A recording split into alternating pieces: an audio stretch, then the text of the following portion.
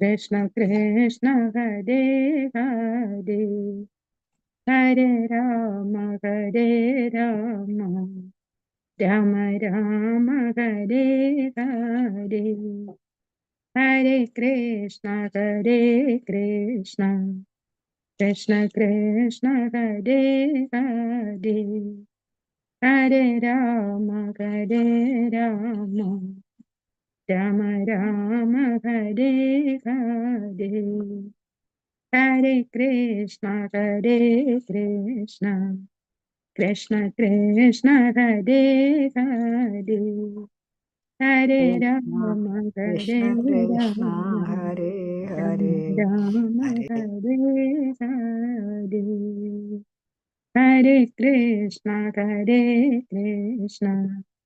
Krishna Krishna Hare Hare Krishna Hare हरे Hare Hare Hare Ram Rama Ram Rama हरे Rama Hare हरे Hare Hare Krishna Krishna Krishna Hare Hare Hare Rama Rama Rama Hare Hare Hare Krishna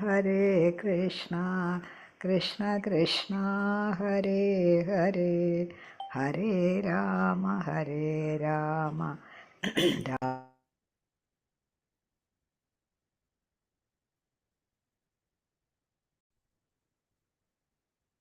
हरे कृष्णा।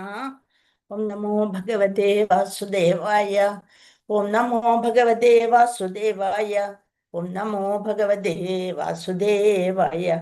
ओम अज्ञानतिमिरान्धस्य ज्ञानाञ्जनशलाकया चक्षुरुन्मीलितं येन तस्मै श्रीगुरवे नमः। श्रीचैतन्यमनोभीष्टं स्थापितं येन भूतले स्वयं रूपकदा मह्यं ददाति स्वपदान्तिकम्। वन्देऽहं श्रीगुरून् श्रीयुतपदकमलं श्रीगुरून् वैष्णवांश्च श्रीरूपं साग्रजातं सहगण रघुनाथान्वितं तं सजीवं साद्वैतं सावधूतं परिजनसहितं कृष्णचैतन्यदेवं श्रीराधाकृष्णपादान् सहगण ललिता श्रीविशाखान्वितांश्च हे कृष्णा करुणा सिन्धो दीनबन्धो जगत्पदे गोपेश गोपिकान्त राधाकान्त नमोऽस्तुते तप्त काञ्चन गौराङ्गी राधे वृन्दावनेश्वरी वृषभानुसुते देवी प्रणमामि हरिप्रिये वाञ्छाकल्पतरुभ्यश्च कृपा सिन्धुभ्येव पतितानां पावनेभ्यो वैष्णवेभ्यो नमो नमः। नमः ॐ विष्णुपादाय कृष्णपृष्ठाय भूतले श्रीमते जयपताका स्वामिन्निधि नामिने नमाचार्यपादाय निधाय कृपा प्रदायिने गौरगदामदाय नगरग्रामतारिणे नमः ॐ विष्णुपादाय कृष्णपृष्ठाय भूतले श्रीमते भक्तिवेदान्त स्वामिन्निधि नामिने नमस्ते सारस्वते देवे गौरवाणी प्रचारिणे निर्विशेष शून्यवादी पाश्चात्य देशतारिणे जय श्री कृष्ण चैतन्य प्रभु नित्यानंद श्री अद्वैत गदाधर श्रीवासादि गौर भक्त वृंदा हरे कृष्णा कृष्ण कृष्ण हरे हरे हरे राम राम राम हरे हरे हरे कृष्णा कृष्ण कृष्ण हरे हरे हरे राम राम राम हरे हरे हरे कृष्णा कृष्ण कृष्ण हरे हरे हरे राम राम राम हरे हरे हरे कृष्णा जय हरे जय कृष्ण माता जी, हरे कृष्णा। भागवता Hare Krishna देवा Radha जय जय भागवता जय जय राधा कृष्ण स्वरूपा स्वरूप जय जय भागवता भागवता। देवा जय जय भागवता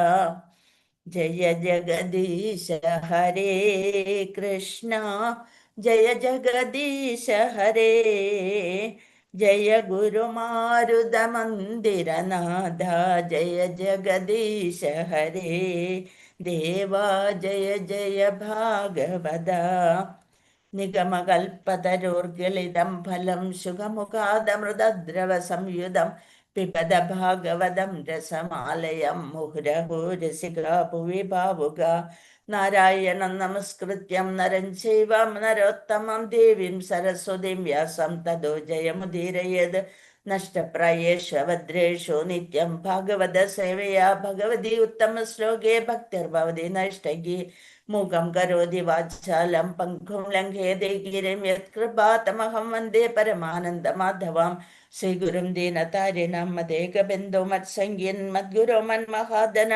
മന്നിഷ്ഠാരക മദ്ഭാഗ്യ മദാനന്ദ നമോസ്തുതേ ഗ്രന്ഥരാശ്രീമദ് ഭാഗവതം കി ജയ്. അന്താരാഷ്ട്ര കൃഷ്ണ ബോധ സമിതി ബാംഗ്ലൂരു ശ്രീ ശ്രീ രാധാ ഗോവിന്ദ മന്ദിർ. ഇന്നത്തെ ഭാഗവതം ക്ലാസ്സിലേക്ക് എല്ലാവർക്കും സ്വാഗതം. ശ്രീല പ്രഭുപാദിക്ക് ജയ നിതായി ഗൗര പ്രമാനന്ദേ. ഹരി ഹരി ബോൾ. ഹരി കൃഷ്ണ. എല്ലാവർക്കും സ്വാഗതം. ഹരി കൃഷ്ണ. മാതാജി പ്രണാമം. മാതാജി ഹരി കൃഷ്ണ. നമ്മള് ശ്രീമദ് ഭാഗവതം 7-ാം സ്കന്ധം 2-ാം അധ്യായത്തില് 49-ാമത്തെ ശ്ലോകം വരെയാണ് ചർച്ച ചെയ്തത്. അതിൽ നമ്മൾ എന്താ മനസ്സിലാക്കിയത്? യമധർമ്മ രാജാവ് ബാലന്റെ രൂപത്തിൽ വന്നിട്ട് ആത്മതത്വം കൂടുതൽ ആഴത്തിൽ വിവരിക്കുന്നു. പ്രധാന ആശയം എന്തെന്നാല് ആത്മാവ് നിത്യമാണ്, ശരീരം ആണ് അനിത്യം. അതിനാൽ വിവേകത്തോടെ നമ്മൾ ദുഃഖത്തെ അതിജീവിക്കണം എന്ന് രാജാവിന്റെ കഥയോട് ബന്ധപ്പെട്ട് പറയുകയാണ് ചെയ്യുന്നത് അല്ലെ ശ്രീമദ് ഭാഗവതം. ഈ ലോകത്തില് ഒരാൾ ജനിക്കുന്നു, കുറച്ചു കാലം ജീവിക്കുന്നു, പിന്നീട് മരിക്കുന്നു. പക്ഷെ ഈ ശരീരത്തിനാണ് ഇത് ബാധകം, ആത്മാവിന് നാശമില്ല. എന്താണ്? ഒരാൾ ജനിക്കുന്നു, കുറച്ചു കാലം ജീവിക്കുന്നു, അത് കഴിഞ്ഞ് അദ്ദേഹം മരിക്കുന്നു. പക്ഷെ എന്തിനോടാണ് ബന്ധപ്പെട്ടിരിക്കുന്നത്? ശരീരത്തോട് മാത്രം. ആത്മാവിന് നാശമില്ല അല്ലെ. ഭഗവത്ഗീതയിൽ തന്നെ 2-ാമത്തെ അധ്യായത്തിൽ അതിനോട് ബന്ധപ്പെട്ട കുറെ ശ്ലോകങ്ങളുണ്ട്. അതിൽ 28-ാമത്തെ ശ്ലോകം അവ്യക്താദീനി ഭൂതാനി വ്യക്തമധ്യാനി ഭാരത അവ്യക്താനിധനാന്യേവ തത്ര കാ പരിദേവന. അതായത് സൃഷ്ടിയിലെ ജീവഗണങ്ങളെല്ലാം ആരംഭത്തിൽ പ്രകടമാകുന്നില്ല, മധ്യത്തിലാണ് ആവിർഭാവം കൊള്ളുന്നത്, നശിക്കുമ്പോൾ വീണ്ടും അവ്യക്തമാകുന്നു. അപ്പൊ അതുകൊണ്ട് ആത്മാവിനാണ് അവിടെ, ആത്മാവാണ് ശരീരത്തേക്കാൾ പ്രാധാന്യം എന്ന് പറയുന്നു അല്ലെ. ജീവികൾ ജനനത്തിന് മുമ്പ് അപ്രകടരാണ്, ജീവിതകാലത്ത് മാത്രം പ്രകടമാകുന്നു, മരണശേഷം വീണ്ടും അപ്രകടമാകുന്നു. പിന്നെന്തിനാണ് അമിത ശോകം എന്നൊക്കെയാണ് യമരാജാവ് രാജാവിന്റെ മൃതശരീരത്തെ നോക്കിക്കൊണ്ട് വിലപിക്കുന്ന രാജ്ഞിമാരോട് വിവരിച്ചു കൊടുക്കുന്നത്. ആത്മാവിനെ ആയുധങ്ങൾ കൊണ്ട് മുറിക്കാനോ അഗ്നി കൊണ്ട് ദഹിപ്പിക്കാനോ വെള്ളം കൊണ്ട് കുതിർക്കാനോ അതുപോലെ കാറ്റുകൊണ്ട് ഉണക്കാനോ സാധിക്കില്ല എന്നെല്ലാമുള്ള ശ്ലോകങ്ങൾ നമ്മൾ വിവരിച്ചു കഴിഞ്ഞു. ഹരേ കൃഷ്ണ. ഇനി നമുക്ക് 45-ാമത്തെ 49-ാമത്തെ ശ്ലോകത്തിലേക്ക് പോകാം. ഓം നമോ ഭഗവതേ വാസുദേവായ അധനിത്യമനിത്യം വാ നേഹ ശോചന്തി തദ്വിദഃ നാന്യഥാ ശക്യതേ കർത്തും സ്വഭാവാ ശോചതാമിതി. അധനിത്യമനിത്യം വാ നേഹ ശോചന്തി തദ്വിദഃ നാന്യഥാ ശക്യതേ കർത്തും സ്വഭാവാ ശോചതാമിതി. അധനിത്യമനിത്യം വാ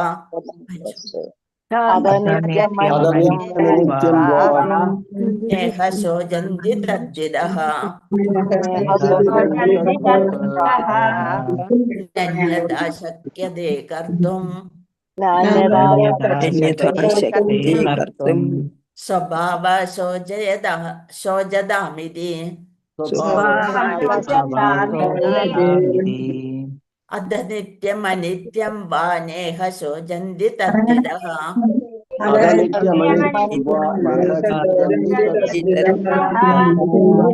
ശോചന്തി തദ്വിദഃ നാന്യഥാ ശക്യതേ കർത്തും സ്വഭാവ ശോചതാമിതി.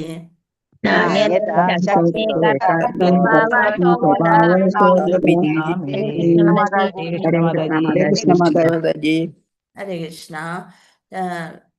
സജമാജി ഹരേ കൃഷ്ണ വായിച്ചോ.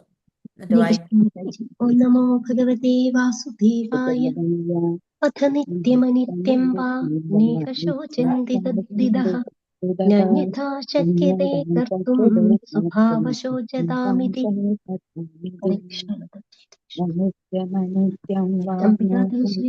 എല്ലാവരും മ്യൂട്ട് ചെയ്ത് വെക്കണേ. മാതാജി വിളിച്ചോളൂ. ഓം നമോ ഭഗവതേ വാസുദേവായ अथ नित्यमनित्यं वा नेह शोचन्ति तद्विदः नान्यथा शक्यते कर्तुं स्वभावशोचतामिति. जनानुमति हरे कृष्ण माताजी, हरे कृष्ण। ओम नमो भगवते वासुदेवाय। अद नित्यमनित्यं वा नेह शोचन्ति तद्विदः नान्यथा शक्यते कर्तुं स्वभाव शोचतामिति। हरे कृष्ण माताजी। दिशा मधुविदास हरे कृष्ण माताजी। ओम नमो भगवते वासुदेवाय।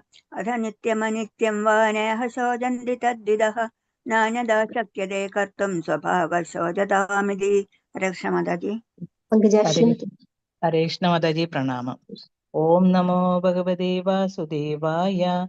अथ नित्यम् अनित्यं वा नेहा शोचन्ति तद्विदः नान्यथा शक्यते कर्तुं स्वभाव शोचतामिति। हरे कृष्ण माताजी। गीता माताजी हरे कृष्ण माताजी। ओम नमो भगवते वासुदेवाय। अद नित्यमनित्यं वा नेह शोचन्ति तद्विदाः नान्यथा शक्यते कर्तुं स्वभावशोचतामिति। हरे कृष्ण माताजी। रामेंद्र प्रभु हरे माताजी। ओम नमो भगवते वासुदेवाय। अथ नित्यमनित्यं वा नेह शोचन्ति तद्विदः नान्यथा शक्यते कर्तुं स्वभावशोचतामिति। हरे माताजी। हरे कृष्ण माताजी। ओम नमो भगवते वासुदेवाय। अद नित्यमनित्यं वा नेह शोचन्ति तद्विदः नान्यथा शक्यते कर्तुं स्वभावशोचतामिति। हरे कृष्ण माताजी। निर्मला माताजी। हरे कृष्ण माताजी। ओम नमो भगवते वासुदेवाय। अद नित्यमनित्यं वा नेह शोचन्ति तद्विदः नान्यथा शक्यते कर्तुं स्वभावशोचतामिति। हरे कृष्ण माताजी। संगमणि माताजी। हरे कृष्ण माताजी। ओम नमो भगवते वासुदेवाय। अद नित्यमनित्यं वा नेह शोचन्ति तद्विदः नान्यथा शक्यते कर्तुं स्वभावशोचतामिति। हरे कृष्ण। कृष्ण माताजी। हरे कृष्ण माताजी। ओम नमो भगवते वासुदेवाय। अद नित्यमनित्यं वा नेह शोचन्ति तद्विदः नान्यथा शक्यते कर्तुं स्वभावशोचतामिति। हरे कृष्ण। शारदा जी माताजी। हरे कृष्ण माताजी। ओम नमो भगवते वासुदेवाय। अथ नित्यमनित्यं वा नेह शोचन्ति तद्विदः नान्यथा शक्यते कर्तुं स्वभावशोचतामिति। हरे कृष्ण माताजी। कृष्ण माताजी। हरे कृष्ण माताजी। ओम नमो भगवते वासुदेवाय। अद नित्यमनित्यं वा नेह शोचन्ति तद्विदः नान्यथा शक्यते कर्तुं स्वभावशोचतामिति। हरे कृष्ण माताजी। अनिता टी माताजी। हरे कृष्ण माताजी। ओम नमो भगवते वासुदेवाय। अद नित्यमनित्यं वा नेह शोचन्ति तद्विदः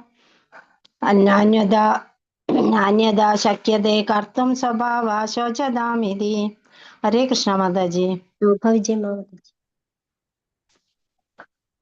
शोभा विजय माताजी। कृष्ण माताजी। ओम नमो भगवते वासुदेवाय। अद नित्यमनित्यं वा नेह शोचन्ति तद्विदः नान्यथा शक्यते कर्तुं स्वभावशोचतामिति। हरे कृष्ण माताजी। वसंता माताजी। कृष्ण हरे कृष्ण माताजी। ओम नमो भगवते वासुदेवाय।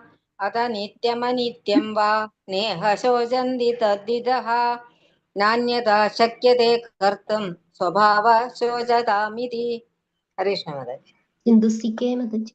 हरे कृष्ण माताजी। ओम नमो भगवते वासुदेवाय। अद नित्यमनित्यं वा नेह शोचन्ति तद्विदः नान्यथा शक्यते कर्तुं स्वभावशोचतामिति। हरे कृष्ण माताजी। गोपाल माताजी। हरे कृष्ण माताजी। हरे कृष्ण। हरे ओम नमो भगवते वासुदेवाय। അധനിത്യമനിത്യം വാ നേഹ ശോചന്തി തദ്വിദഃ നാന്യഥാ ചകൃതേ കർത്തും സ്വഭാവ ശോചതാമിതി. ഹരേ കൃഷ്ണ മാതാജി. ഭാരതിയമ്മ മാതാജി. ഹരേ കൃഷ്ണ മാതാജി. ഓം നമോ ഭഗവതേ വാസുദേവായ. അത നിത്യമനിത്യം വാ സ്നേഹ ശോചന്തി തദ്വിദഃ നാന്യഥാ ശക്യതേ കർത്തും സ്വഭാവശോചതാമിതി. ഹരേ കൃഷ്ണ. ഹരേ കൃഷ്ണ മാതാജി. ഹരേ കൃഷ്ണ. ഓം നമോ ഭഗവതേ വാസുദേവായ. അധ നിത്യമനിത്യം വാ നേഹ ശോചന്തി തദ്വിദഃ നാന്യഥാ ശക്യതേ കർത്തും സ്വഭാവ ശോചതാമിതി.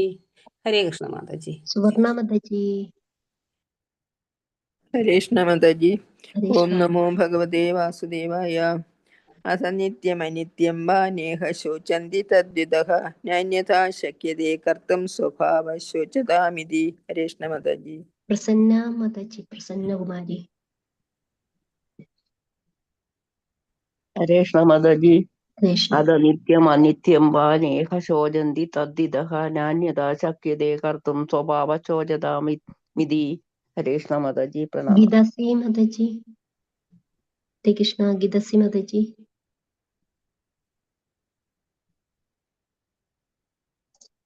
ഓക്കെ മാതാജി. ഹരേ കൃഷ്ണ. താങ്ക് യു മാതാജി. കഴിഞ്ഞ മാതാജി. ഹരേ കൃഷ്ണ. കഴിഞ്ഞു മാതാജി. താങ്ക് യു മാതാജി. ഹരേ കൃഷ്ണ. അധ നിത്യമനിത്യം വാ നേഹ ശോചന്തി തദ്വിദഃ നാന്യഥാ ശക്യതേ കർത്തും സ്വഭാവ ശോചതാമിതി.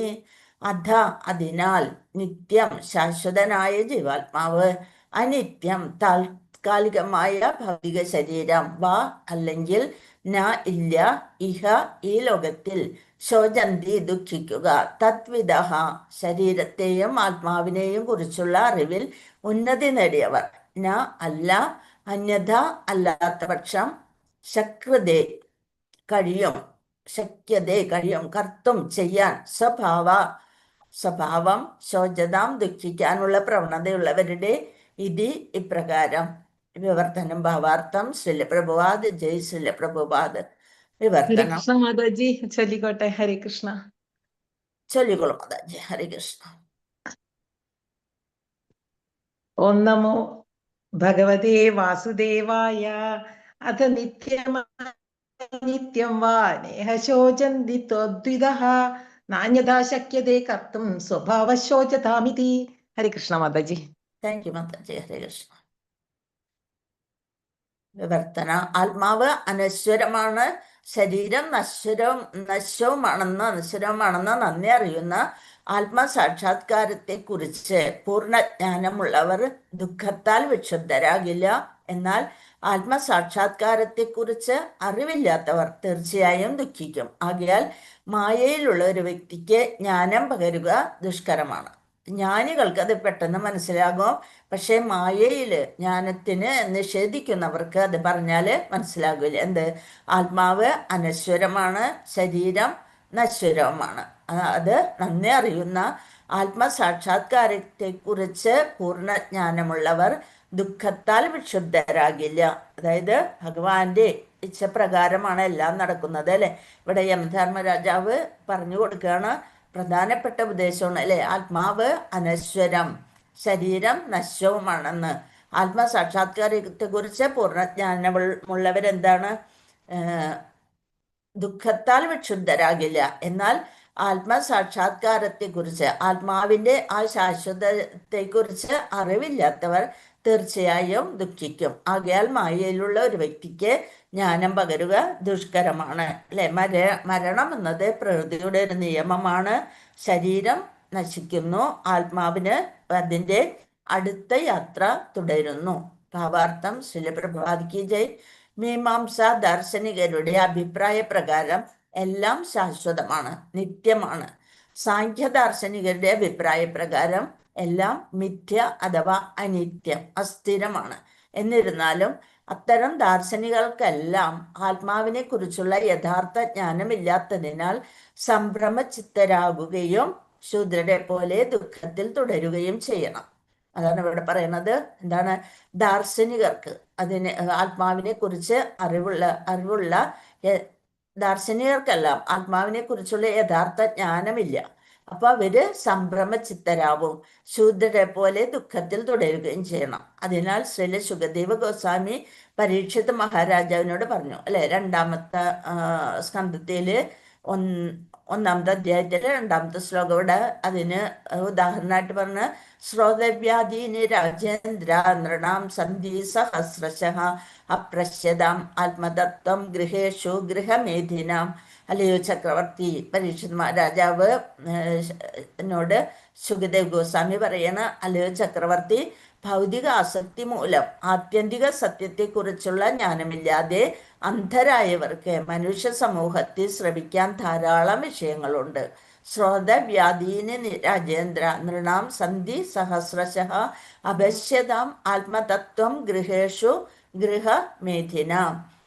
അങ്ങനെ ജ്ഞാനമില്ലാതെ അന്ധരായവർക്ക് മനുഷ്യ സമൂഹത്തെ ശ്രവിക്കാൻ ധാരാളം വിഷയങ്ങളുണ്ട്. ഭൗതിക പ്രവർത്തനങ്ങളിൽ വ്യാപൃതരായ സാധാരണ ജനങ്ങൾക്ക് മനസ്സിലാക്കുവാൻ ധാരാളം വിഷയങ്ങളുണ്ട്. എന്തുകൊണ്ടെന്നാൽ അത്തരം വ്യക്തികൾക്ക് ആത്മസാക്ഷാത്കാരത്തെ കുറിച്ച് മനസ്സിലാവുക, ആത്മാവിൻ്റെ നിത്യത, പരമാത്മാവ്, ഭഗവാൻ, അതിനെക്കുറിച്ച് അറിവില്ലാത്തത് കൊണ്ട് അത്തരം വ്യക്തികൾക്ക് ആത്മസാക്ഷാത്കാരത്തെ കുറിച്ച്, നമ്മുടെ ലക്ഷ്യം എന്താണ്, നമ്മൾ ആത്മാവിലേക്ക് ഭഗവാനിലേക്ക് എത്തിച്ചേരുക എന്ന ലക്ഷ്യത്തെക്കുറിച്ച്, അതാണ് ആത്മസാക്ഷാത്കാരം. അതിനെക്കുറിച്ച് അവർക്ക് അജ്ഞാനികൾക്ക് മനസ്സിലാവുകയില്ല. ആകയാൽ ഒരുവന് നിർബന്ധമായും ആത്മസാക്ഷാത്കാരത്തെ കുറിച്ചുള്ള ജ്ഞാനം പകർന്നു നൽകണം അല്ലെ. അതിനാരാണ് സഹായിക്കുക? നമ്മളെ ഗുരുക്കന്മാര് സഹായിക്കുന്നു. അങ്ങനെ ആയാൽ അയാൾ ജീവിതത്തിന്റെ ഏത് പരിസ്ഥിതിയിലും തൻ്റെ ശബദത്തിൽ ഉറച്ചു നിൽക്കും. എനിക്ക് ആത്മസാക്ഷാത്കാരം ലഭിക്കണം, ഭഗവാനെ അറിയണം എന്നുള്ളൊരു ലക്ഷ്യമുണ്ടെങ്കിൽ, ആ ഒരു ശബദമായിട്ട് മനസ്സിൽ ഉറച്ചു നിൽക്കുന്നുണ്ടെങ്കിൽ എന്തായാലും ഏത് പരിസ്ഥിതി അത് ഭഗവാൻ സഹായിച്ചു കൊടുക്കും. അല്ലെങ്കിൽ ഭഗവാൻ തൻ്റെ പ്രത്യക്ഷ രൂപമായ ഗുരുവിനൂടെ നമ്മളിലേക്ക് എത്തപ്പെടും. ഭഗവാന്റെ പ്രതിനിധിയാണ് ഗുരു. പിന്നെ പ്രത്യക്ഷ രൂപമാണ് ഭാഗവതം അല്ലെ. ഭാഗവതം അതിന് ഭാഗവതത്തിൽ എത്താൻ നമ്മെ സഹായിക്കുന്നത് നിത്യേനയുള്ള നാമജപം. അങ്ങനെ നമ്മൾക്ക് ഭഗവാനിലേക്ക്, അതായത് ആത്മസാക്ഷാത്കാരത്തെ കുറിച്ചുള്ള ജ്ഞാനം ലഭിക്കാനായിട്ട് നമ്മളെ ഭഗവാൻ തന്നെ സഹായിക്കും. ഹരേ കൃഷ്ണ. അപ്പൊ മരണം പ്രകൃതിയുടെ ഒരു നിയമമാണ്. ശരീരം നശിക്കുന്നു, ആത്മാവ് നശിക്കുന്നില്ല. അതിനെക്കുറിച്ച്, ആ ആത്മതത്വത്തെ കുറിച്ച് അറിഞ്ഞവനാണ് ജ്ഞാനി. അപ്പൊ അതിനോട് അമിത ശോകത്തിന് പകരം എന്ത് ചെയ്യണം? ഭഗവാന്റെ ഇച്ഛ മനസ്സിലാക്കിക്കൊണ്ട് നമ്മള് ഭക്തിയില് ഉറച്ചു നിൽക്കണം അല്ലെ. ഹരേ കൃഷ്ണ. ശ്ലോകം 50 നോക്കാം നമുക്ക്.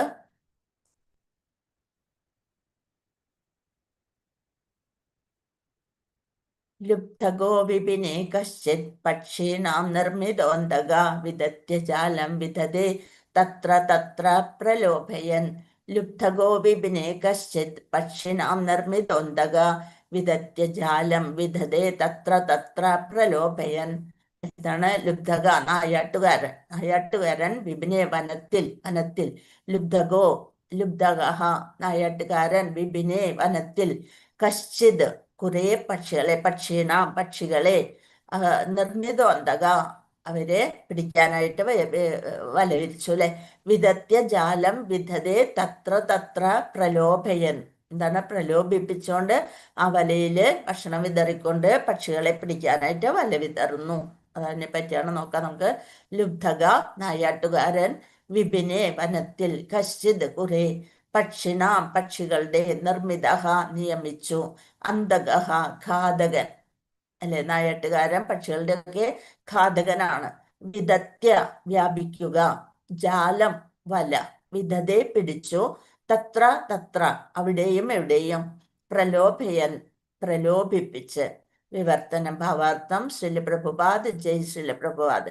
വിവർത്തനം: വനത്തിൽ പക്ഷികളെ ഭക്ഷണത്താൽ വശീകരിച്ച് വല വിരിച്ച് പിടിക്കുന്ന ഒരു വേട്ടക്കാരനുണ്ടായിരുന്നു. മരണത്തിന്റെ മൂർത്ത രൂപത്താൽ നിയമിതനായ പക്ഷിഘാതകനെ പോലെ അവൻ ജീവിച്ചു. അതായത് കാലന്റെ രൂപത്തിൽ വന്ന് എല്ലാ പക്ഷികളെയും പിടിച്ചു കൊണ്ടുപോയാലാണ് ആ വേട്ടക്കാരൻ തൻ്റെ ജീവിതമാർഗമാക്കിയിരിക്കുന്നത്.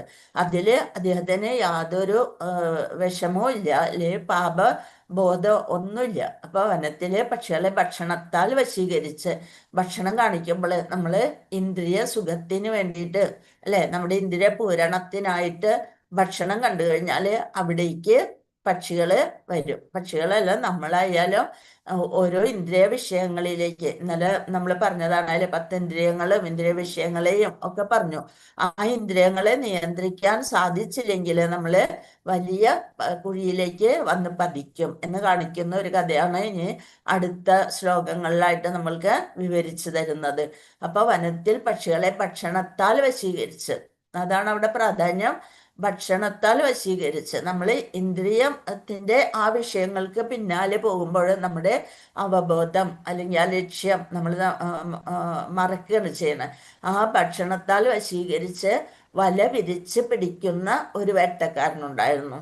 അത് ആ ഇന്ദ്രിയ സുഖത്തിന്റെ നേർക്ക് വരുമ്പോൾ, അതേപോലെ ആനകളെ പെണ്ണാനയെ കൊണ്ടുവന്ന് ശരീരത്തിൽ ഒരുസുമ്പോൾ അത് ആ പെണ്ണാനയെ മുട്ടി മുട്ടി മുട്ടി പോയി ആന എന്തെങ്കിലും വീഴും, കുഴിയിൽ വന്ന് സ്പർശന സുഖം, ആ സ്പർശന സുഖം അനുഭവിച്ചുകൊണ്ട് അത് മനസ്സിലാക്കുന്നില്ല, അടുത്തത് തൻ്റെ പതനമാണെന്ന് മനസ്സിലാക്കാതെ വാരിക്കുഴിയിൽ അതിനെ പിടിക്കാൻ വാരിക്കുഴി വെച്ചിട്ടാണ് പെണ്ണാനയെ കൊണ്ടുവരുന്നത്.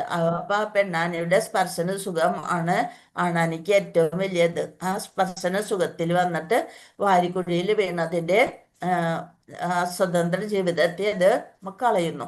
അപ്പൊ അതുപോലെ മിന്നാമിനുങ്ങളെ എന്താണ്, പ്രകാശത്തെ കാണുമ്പോൾ ആ പ്രകാശത്തില് ആകൃഷ്ടരായിട്ട് അവരുടെ ജീവിതം ഹോമിക്കുന്നു തീയില്, അഗ്നിയില്. അതുപോലെയാണ് ഇവിടെ പറയണത്, ഭക്ഷണത്താൽ വശീകരിച്ച് വല വിരിച്ച് പിടിക്കുന്ന ഒരു വേട്ടക്കാരനുണ്ടായിരുന്നു. മരണത്തിന്റെ മൂർത്ത രൂപത്താൽ നിയമിതനായ പക്ഷിഘാതകനെ പോലെ അവൻ ജീവിച്ചു. അതിന്റെ ചരിത്രത്തിലുള്ള സംഭവം, അതായത് നമ്മുടെ പ്രാവ്, കാട്ടുപ്രാവിനെയാണ് കുലിംഗ പക്ഷി എന്നും പറഞ്ഞുകൊണ്ട് ഭാഗവതത്തിൽ അല്ലെങ്കിൽ മഹാഭാരതത്തിൽ കൊടുത്തിരിക്കുന്ന കഥയാണ് നമ്മൾ ഇനി അടുത്ത ശ്ലോകങ്ങളിലൂടെ വിവരിക്കാൻ പോണ. കുലിംഗ പക്ഷി അത് അതിന്റെ പെൺപക്ഷി അവലയിൽ പെട്ടിട്ട് ആൺപക്ഷിയുടെ രോദനവും അത് വീണ്ടും അനർത്ഥം ഉണ്ടാക്കി തീർക്കുന്നതുമായ കഥ നമുക്ക് അടുത്ത ശ്ലോകങ്ങളിലൂടെ നോക്കാം. അതാണ് ചരിത്രത്തിൽ നിന്നുള്ള മഹാഭാരതത്തിൽ നിന്നുള്ള കഥയാണ് നമ്മൾക്ക് അതിന് ഉദാഹരണമായിട്ട് കാണിച്ചു തരുന്നത്. ശ്ലോകം 51 അത് അടുത്തതിൽ വരും. കുലിംഗമിഥുനം തത്ര വിചരത്സമ ദൃശ്യത തയോ കുലിംഗി സഹസാ ലുബ്ധകേന പ്രലോഭിത. കുലിംഗമിഥുനം, മിഥുനം ഒരു ജോഡി കുലിംഗ പക്ഷികൾ. തത്ര വിചരത് സമദൃശ്യത, തത്ര അവിടെ, വിചരത് അലയുകയായിരുന്നു, സമദൃശ്യത എന്താണ്, അപ്പൊ കണ്ടു.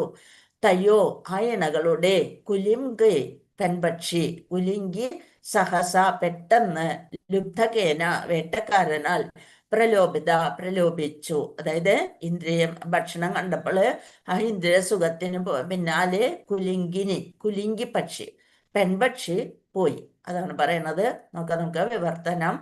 ഹരേ കൃഷ്ണ മാതാജി ചൊല്ലിക്കോട്ടെ. ഹരേ ശോഭ കൃഷ്ണ. മാതാജി ചൊല്ലിക്കോളൂ. ഓം നമോ ഭഗവതേ വാസുദേവായ. കുലിംഗമിഥുനം തത്ര വിചരത് സത്മദൃശ്യത തയോ കുലിംഗി സഹസാ ലുബ്ധകേന പ്രലോഭിത. ഹരേ കൃഷ്ണ. താങ്ക് യു മാതാജി. ഹരേ കൃഷ്ണ. വിവർത്തനം. ശ്രീല പ്രഭുപാദിക്ക് ജയ്. വനത്തിൽ അലയുന്നതിനിടയിൽ വേട്ടക്കാരൻ ഒരു ജോഡി കുലിംഗ പക്ഷികളെ കണ്ടു.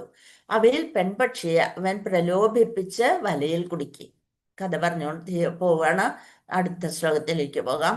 അതായത് പെൺപക്ഷിയെ പ്രലോഭിപ്പിച്ചത്. എങ്ങനെയാണ് പ്രലോഭിപ്പിച്ചത്? എന്നോട് സംസാരിച്ച് മൈക്ക് കൊണ്ടുപോകാൻ പറ്റൂല. എങ്ങനെയാണ് അതിനെ പ്രലോഭിപ്പിച്ചത്? ഭക്ഷണം കൊടുത്തിട്ട്, ഭക്ഷണം കാണിച്ചുകൊണ്ട്. ആ ഇന്ദ്രിയം അതിനെയാണ് നമ്മുടെ നാവിന്റെ രുചി, അത് അതേപോലെ കണ്ണ്, അതൊക്കെ എല്ലാം അതിലെല്ലാം ഈ ഭക്ഷണം കുടുങ്ങി അത് ആ ഇന്ദ്രിയ പൂരണത്തിന് വേണ്ടിയിട്ട് ആ ഭക്ഷണം കൊത്തിയപ്പോൾ അവലയില് പെട്ടു. ഗീതാ മാതാജി ചൊല്ലിക്കോളൂ. ഹരേ കൃഷ്ണ. ശ്ലോകം കുലിംഗമിഥുനം തത്ര.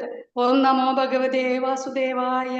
കുലിംഗമിഥുനം തത്ര വിചരസമദൃശ്യത തയോ കുലുംഗീ സഹസാ ലുബ്ധകേന പ്രലോഭിത. ഹരേ കൃഷ്ണ മാതാജി. Thank U.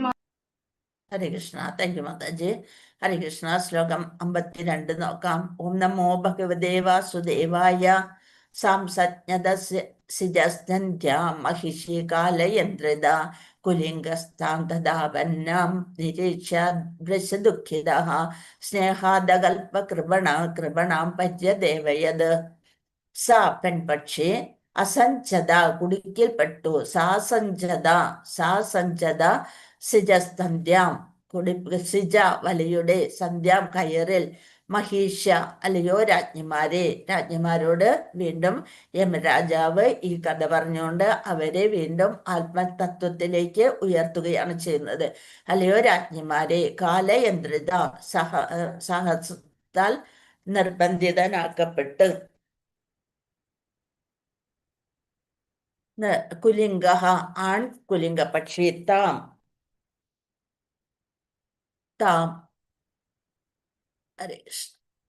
അവളുടെ ആ അവസ്ഥയിൽ ആപത്തിൽ നിരീക്ഷ കാണുക. വൃഷ ദുഃഖിത വളരെ ദുഃഖിതനായി സ്നേഹമൂലം അകൽപ ഒന്നും ചെയ്യാൻ കഴിയാതെ.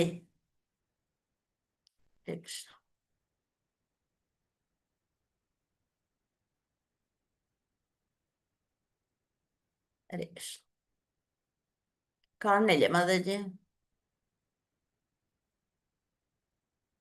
ഹരേ കൃഷ്ണ. കാണാം മാതാജി. ഹരേ കൃഷ്ണ.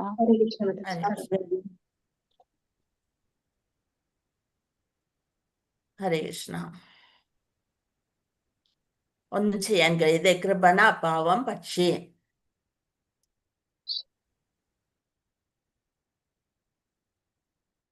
കൃപണം ഒരു മിനിറ്റ്, ഇതിൽ മുഴുവനായിട്ട് കാണുന്നില്ല.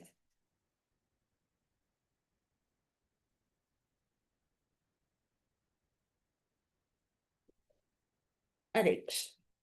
ഒന്നും ചെയ്യാൻ കഴിയാതെ കൃപണ പാവം പക്ഷി, കൃപണാം പാവം ഭാര്യ പര്യദേവത ദുഃഖിച്ച് വിലപിച്ചു തുടങ്ങി.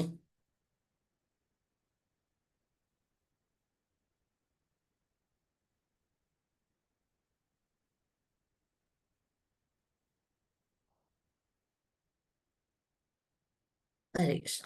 വിവർത്തന ഭവാർത്ഥം ശ്രീലപ്രഭുപാദ. ജയ ശ്രീലപ്രഭുപാദ. അല്ലയോ സുയജ്ഞന്റെ രാജ്ഞിമാരെ, ആ രാജ്ഞിമാരോട് നമ്മുടെ യമരാജാവ് ബാലന്റെ രൂപത്തിൽ വന്ന് വീണ്ടും ഉപദേശം പറയാണ്. അല്ലയോ സുയജ്ഞന്റെ രാജ്ഞിമാരെ, തന്റെ ഇണ ഈശ്വര നിശ്ചയത്താൽ അത്യന്തം അപകടത്തിൽപ്പെട്ടത് കൊണ്ട ആൺകുലിംഗ പക്ഷി അതീവ ദുഃഖിതനായി. പാവം അവൻ അവളെ രക്ഷിക്കാൻ ഒരു ഉപായവും കാണാതെ അവളോടുള്ള സ്നേഹം മൂലം ഉറക്കെ കരഞ്ഞു തുടങ്ങി. ആ വലയിൽപ്പെട്ട സ്വന്തം ഭാര്യയെ രക്ഷിക്കാൻ സാധിക്കാതെ ഉറക്കെ കരഞ്ഞു തുടങ്ങി.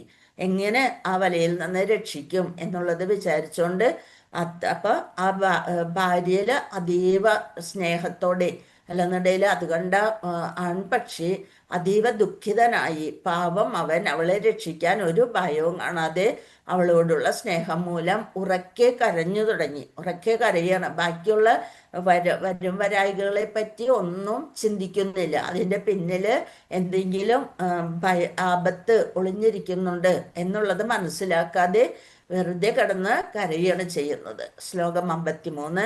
അഹോ അകരുണോ ദേവാസ്ത്രയ കരുണയാ വിഭുഃ കൃപണം മാമനുഷോ ജന്ധ്യ ദീനയാ കം കരിഷ്യതി. അഹോ അകരുണോ ദേവാസ്ത്രയ അകരുണയാ വിഭുഃ കൃപണം മാമനുഷോ ജന്ധ്യ ദീനയാ കിം കരിഷ്യതി. അഹോ ഹാ കഷ്ടം. കരുണാഹീനം. എന്തൊരു പ്രവൃത്തിയാണത്, ഭഗവാന് കണ്ണില്ലേ എന്നൊക്കെ ചോദിച്ചുകൊണ്ടുള്ള അയ്യൊരു ഇതാണ് ഇവിടെ പറയുന്നത്. അഹോ ഹാ കഷ്ടം. കരുണാഹീനം ദേവ ഈശ്വരവിധി, ഈശ്വരന്റെ വിധി ഇത്ര ക്രൂരമാണോ? സ്ത്രീയ എൻ്റെ ഭാര്യയോട് അകരുണയ അനുകമ്പാപൂർണനായ വിഭുഹു പരമോന്നതനായ ഭഗവാൻ കൃപണം പാവം മാം എൻ്റെ അനുശോചന്യ ദുഃഖിക്കുക ദീനയ പാവം കിം എന്ത് കരിഷ്യതി എന്ത് ചെയ്യും. അപ്പൊ ഭഗവാൻ ഇതെന്താ ഇങ്ങനെ ചെയ്തത്, എന്നോട് എന്താ ഒരു കാരുണ്യമില്ലാതെ എൻ്റെ ഭാര്യയെ ഇങ്ങനെ പെട്ടല്ലോ. അപ്പൊ ഭാര്യ അത് ആ ഭക്ഷണത്തെ കണ്ട് അതിൽ വന്ന് പെട്ടതാണ് എന്നുള്ളതൊന്നും മനസ്സിലാക്കാതെ നമ്മൾ എന്താണ് ഭഗവാന്റെ അല്ലെങ്കിൽ വിധിയുടെ ഈ പ്രവൃത്തിയെ പഴിച്ചുകൊണ്ട് കരയുകയാണ്. എൻ്റെ അനുശോചന്ത ദുഃഖിക്കുക ദീനയ പാവം കിം എന്ത് കരിഷ്യതി ചെയ്യും, ഞാൻ എന്ത് ചെയ്യും, എന്നെ കൊണ്ട് എന്ത് ചെയ്യാൻ പറ്റും എന്ന് പറഞ്ഞുകൊണ്ട് വിലപിച്ചുകൊണ്ടിരിക്കണം. വിവർത്തനം ജയശ്രീല പ്രഭുവാദ്. ഹാ കഷ്ടം, വിധാതാവ് എത്ര കാരുണ്യരഹിതമാണ്. ആരാലും രക്ഷിക്കാൻ കഴിയാത്ത അവസ്ഥയിലായ എൻ്റെ പത്നി എന്നെ ചൊല്ലി നിലവിളിക്കുന്നു. ഒരാളെ കൊണ്ടും ഏതോ ഒരു നീചന്റെ വലയിൽ അകപ്പെട്ടു, ആരെ കൊണ്ടും രക്ഷിക്കാൻ സാധിക്കാത്ത അവസ്ഥയിലാണ് എൻ്റെ പത്നി, എന്നെ ചൊല്ലി നിലവിളിക്കുന്നു. ഈ പാവം പക്ഷിയെ കൊണ്ടുപോയിട്ട് വിധിക്ക് എന്ത് നേടാനാണ്, എന്താണ് പ്രയോജനം? വിധിയെ പഴിക്കണം. അതാണ് നമ്മളുടെ എല്ലാവരുടെയും കാര്യം, അങ്ങനെ തന്നെയാണ് അല്ലെ. അപ്പൊ അതുകൊണ്ട് നമ്മൾ എപ്പോഴും വിധിയെ പഴിച്ചുകൊണ്ടിരിക്കും. നമ്മൾ ചെയ്യുന്നത് നമ്മുടെ കർമ്മഫലമാണെന്ന് നമ്മൾ ആലോചിക്കാതെ വിധിയെ പഴിച്ചുകൊണ്ടേയിരിക്കും. അതാണ് ഇവിടെ പറയുന്നത്. ഈ പാവം പക്ഷിയെ കൊണ്ടുപോയിട്ട് വിധിക്ക് എന്ത് നേടാനാണ്, എന്താണ് പ്രയോജനം? അപ്പൊ നമ്മുടെ കർമ്മഫലത്തിനനുസരിച്ചാണ് നമുക്ക് ഓരോന്നും സംഭവിക്കുന്നത് എന്ന് നമ്മൾ മനസ്സിലാക്കുന്നില്ല. അത് മനസ്സിലാക്കി കൊടുക്കാനാണ് ഇവിടെ രാജാവ് തന്നെ ബാലന്റെ രൂപത്തിൽ വന്ന് വിലപിക്കുന്ന നമ്മുടെ സ്വയജ്ഞ രാജാവിന്റെ രാജ്ഞിമാരോട് പറയുന്നതാണ് ഈ കഥ. ഹരേ കൃഷ്ണ. ശ്ലോകം 54. കാമം നയതു മാം ദേവ കിമർത്ഥേനാത്മനോ ഹി മേ ദീനേന ജീവദ ദുഃഖം അനേന വിദുരായുഷ. കാമം, അദ്ദേഹം ഇഷ്ടപ്പെടുന്നത് പോലെ ആ ഭാര്യയെ അല്ലെ അതിനെ അത്രയായി ഇഷ്ടപ്പെടുന്നു. നയതു, അദ്ദേഹം എടുത്തുകൊണ്ട് പോകട്ടെ, മാം എന്നെ, ദേവ ഭഗവാൻ, കിം എന്തിന്, അർത്ഥേന പകുതി കൊണ്ട്, ആത്മന ശരീരത്തിന്റെ, ഹി തീർച്ചയായും, മേ എൻ്റെ, ദീനേത പാവം, ജീവത ജീവിക്കുക, ദുഃഖം ദുഃഖത്തിൽ, അനേന ഇത്, വിധു ആയുഷ ദുഃഖപൂർണമായ ജീവിതം. അതായത് എൻ്റെ ശരീരത്തിന്റെ, ഭാര്യ എന്ന് പറയുന്നത് ആ കിളിയുടെ ശരീരത്തിന്റെ പാതി തന്നെയാണ് അല്ലെ. ഭാര്യയും ഭർത്താവും ശരീരത്തിന്റെ പാതിയാണെന്നാണ് പറയാ അല്ലെ. അപ്പോൾ അത് പോയി കഴിഞ്ഞാൽ പിന്നെ ജീവിക്കാൻ എന്നെ കൊണ്ട് സാധിക്കില്ല, ഇനി ഞാൻ എന്ത് ചെയ്യും എന്ന് പറഞ്ഞുകൊണ്ട് വിലപിക്കുന്നു. മനുഷ്യരുടെ ആ വിലാപനം പോലെ തന്നെ. വിവർത്തനം ശില പ്രഭുപാദ്, ജയശില പ്രഭുപാദ്. കരുണാരഹിതയായ ഈ വിധി, കരുണാരഹിതയായ ഈ വിധി എൻ്റെ ശരീരത്തിന്റെ നേർപകുതിയായ ഭാര്യയെ കൊണ്ടുപോകുന്ന പക്ഷം എന്തുകൊണ്ട് എന്നെയും കൊണ്ടുപോകുന്നില്ല? എന്താണ് ഇനി എന്നെ ഇവിടെ വെച്ചിട്ട് എന്ത് കാര്യം? അതായത് എന്നെയും കൂടെ കൊണ്ടുപോയിക്കൂടെ എന്ന് ചോദിച്ചുകൊണ്ടാണ് അല്ലെ എപ്പോഴും നമ്മൾ കരഞ്ഞുകൊണ്ടേയിരിക്കുക. അതുപോലെ ഈ പക്ഷിയുടെ കഥയിലൂടെ നമ്മൾക്ക് നമ്മുടെ തന്നെ ജീവിതം കാട്ടിത്തരാണ്. കരുണാരഹിതയായ ഈ വിധി, ഈ എൻ്റെ ശരീര വിധി എന്ന് പറയുമ്പോൾ ഇവിടെ ഭഗവാനെ തന്നെയാണ് നമ്മൾ പഴിക്കണത്. ഈ വിധി, എനിക്ക് വിധി വന്നല്ലോ, എപ്പോഴും നമ്മൾ പറയാറുണ്ട് എൻ്റെ ഒരു വിധി എന്ന് പറഞ്ഞുകൊണ്ട് പറയും. അപ്പൊ ആരൊക്കെയോ ഭഗവാനായിട്ടാണ് നമ്മൾ ഇവിടെ ഭൗതിക ലോകത്തിലേക്ക് വരുത്തിയിരിക്കുന്നത്. അപ്പൊ ആ ഭഗവാനെ തന്നെയാണ് നമ്മൾ പഴിക്കണത്. കരുണാരഹിത, എപ്പോഴും കാരുണ്യവാനായ ഭഗവാനെയാണ്. കരുണാരഹിതയായ ഈ വിധി എൻ്റെ ശരീരത്തിന്റെ നേർപകുതിയായ ഭാര്യയെ കൊണ്ടുപോകുന്ന പക്ഷം എന്തുകൊണ്ട് എന്നെയും കൊണ്ടുപോകുന്നില്ല? ഭാര്യ നഷ്ടപ്പെടുന്നതോടെ പകുതി ശരീരം ഇല്ലാതാകുന്ന ഞാൻ പകുതി ശരീരം കൊണ്ട് ജീവിച്ചിട്ട് എന്ത് പ്രയോജനം? ആ നിലയിൽ എനിക്ക് എന്ത് നേടാൻ കഴിയും? എൻ്റെ എല്ലാ കാര്യങ്ങളും ചെയ്യുന്നത് ഭാര്യയാണ്. അപ്പൊ ഇനി എനിക്കായിട്ടൊരു അസ്തിത്വം ഇല്ല. അപ്പോൾ അതുകൊണ്ട് മക്കളെയും കുടുംബത്തെയും ബന്ധങ്ങളെയും എല്ലാ കാര്യങ്ങളും നോക്കാനായിട്ട് ഭാര്യ കൂടി ഉണ്ടെങ്കിൽ മാത്രമാണ് ഞാൻ പൂർണ്ണനാവുകയുള്ളൂ. അപ്പം അതുകൊണ്ട് എന്തിന് ഞാൻ പകുതിയായിട്ട് ഒരു അസ്തിത്വമില്ലാതെ ജീവിച്ചിട്ട് എന്ത് പ്രയോജനം? ആ നിലയിൽ എനിക്കെന്ത് നേടാൻ കഴിയും? അതുകൊണ്ട് എന്നെ എന്തിനാ ഇവിടെ ഇട്ടിരിക്കണേ എന്ന് പറഞ്ഞുകൊണ്ട് വിധിയെ പഴിക്കുന്നു. ശ്ലോകം 55. കഥം ത്വജാതപക്ഷം സ്ഥാൻ മാതൃഹീനാൻ ബിഭർമഹ്യം മന്ദഭാഗ്യ പ്രതീക്ഷന്തേ നീഢേ മേ മാതരം പ്രജ. കഥം എങ്ങനെ, തു പക്ഷേ, അജാത പക്ഷാൻ പറക്കമുറ്റാത്ത, അതായത് വീട്ടില് മറ്റുള്ളവരെയൊക്കെ എങ്ങനെ സംരക്ഷിക്കും അതിനെ പറ്റിയാണ് പറയണത്. അജാത പക്ഷാൻ പറക്കമുറ്റാത്ത താൻ അവർ മാതൃഹീനാൻ മാതാവില്ലാത്ത കുഞ്ഞുങ്ങളെ കുറിച്ച് ബിഭർമ്മി സംരക്ഷിക്കണം. അവരെ സംരക്ഷിക്കാനായിട്ട് എന്ത് ചെയ്യണം? അഹം ഞാൻ മന്ദഭാഗ്യ എന്തൊരു നിർഭാഗ്യവാനാണ് ഞാൻ. പ്രതീക്ഷന്തേ അവർ പ്രതീക്ഷയോടെ കാത്തിരിക്കും അല്ലെ. കുടുംബത്തില് അച്ഛനും അമ്മയും പുറത്തു പോയി ഭക്ഷണം അന്വേഷിച്ച് പോകുമ്പോ മക്കള് ഭക്ഷണം കൊണ്ടുവരുന്നതും കാത്ത് ഇരിക്കായിരിക്കും അല്ലെ. അപ്പൊ അത് പ്രതീക്ഷിച്ചിരിക്കുന്ന കുഞ്ഞുങ്ങളെ എന്ത് ചെയ്യും? ഈ മാതാവല്ലേ ഇങ്ങനെ ബന്ധനസ്ഥനായിട്ട് വേടന്റെ വലയില് മരണത്തെ കാത്തു കിടക്കുകയാണ് ചെയ്യണത് അല്ലെ. പ്രതീക്ഷന്തേ അവർ പ്രതീക്ഷയോടെ കാത്തിരിക്കും. നീഢേ കൂട്ടിൽ, മേ എൻ്റെ, മാതരം മാതാവ്, പ്രജാഹ പക്ഷിക്കുഞ്ഞുങ്ങൾ, എൻ്റെ പക്ഷിക്കുഞ്ഞുങ്ങളുടെ മാതാവാണ് ഇവിടെ ബന്ധനസ്ഥതയോടെ കിടക്കുന്നത്. എങ്ങനെ എനിക്കും അവളെ രക്ഷിക്കാൻ സാധിക്കുന്നില്ലല്ലോ, പിന്നെ എന്നെ എന്തിനാണ് ഇവിടെ ഇട്ടിരിക്കണത് എന്ന് ചോദിച്ചുകൊണ്ട് കരയാണ് ചെയ്യുന്നത്. വിവർത്തനം ഭാവാർത്ഥം ശ്രീല പ്രഭുപാദ ജയ് ശ്രീല പ്രഭുവ. മാതാവില്ലാത്ത നിർഭാഗ്യരായ പക്ഷിക്കുഞ്ഞുങ്ങൾ അവൾ തീറ്റ കൊണ്ടുവരുന്നതും കാത്ത് പ്രതീക്ഷയോടെ കൂട്ടിലിരിക്കുന്നു. ചിറക് മുളയ്ക്കാത്ത അവർ ഇപ്പോഴും തീരെ കുഞ്ഞുങ്ങളാണ്. ഞാൻ എങ്ങനെ അവരെ പോറ്റും? അതായത് നമ്മളുടെ കാര്യങ്ങളാണ് നമ്മൾ ചിന്തിച്ചുകൊണ്ടേ ഇരിക്കുന്നത്. ഒരു ഇണയുണ്ടെങ്കിൽ എല്ലാ കാര്യങ്ങളും എല്ലാം മംഗളമായിട്ട് അങ്ങനെ കഴിഞ്ഞു പോരും, വലിയ ബുദ്ധിമുട്ടൊന്നുമില്ലാതെ. ഇപ്പൊ എല്ലാ ഉത്തരവാദിത്വവും എന്നിൽ വന്നിരിക്കുന്നു. അപ്പൊ ഞാൻ എന്ത് ചെയ്യും? എനിക്ക് ഒറ്റയ്ക്ക് സാധിക്കില്ല. അപ്പൊ അതുകൊണ്ട് എന്തിനാ വിദ്യ എന്നെ ഇവിടെ ഇട്ടിരിക്കണ, എന്നെ കൂടെ കൊണ്ടുപോയിക്കൂടെ എന്ന് പറഞ്ഞുകൊണ്ട് പറയണം അല്ലെ. അപ്പൊ ഈ എന്താണ് പറയണത്? പ്രതീക്ഷയോടെ കൂട്ടിലിരിക്കുന്നു ചിറകുമിളയ്ക്കാത്ത കുഞ്ഞുങ്ങൾ, അവർ ഇപ്പോഴും തീരെ കുഞ്ഞുങ്ങളാണ്. ഞാൻ എങ്ങനെ അവരെ പോറ്റും? ഭാവാർത്ഥം ശല്യപ്രഭുവാദ് ജയ ശല്യപ്രഭുവാദ്. പക്ഷേ അതിൻ്റെ കുഞ്ഞുങ്ങളുടെ മാതാവിന് വേണ്ടി വിലപിക്കുന്നു. കാരണം മാതാവാണ് സ്വാഭാവികമായും കുഞ്ഞുങ്ങളെ ശ്രദ്ധിക്കുന്നതും സംരക്ഷിക്കുന്നതും അല്ലെ. ഒരു വീട്ടില് ഒരു വീടിന്റെ വിളക്കാണ് അവിടുത്തെ സ്ത്രീ. എല്ലാ കാര്യങ്ങളും അത്രയും ശ്രദ്ധയോടുകൂടി ചെയ്താൽ അതൊരു വിളക്കായി മാറും.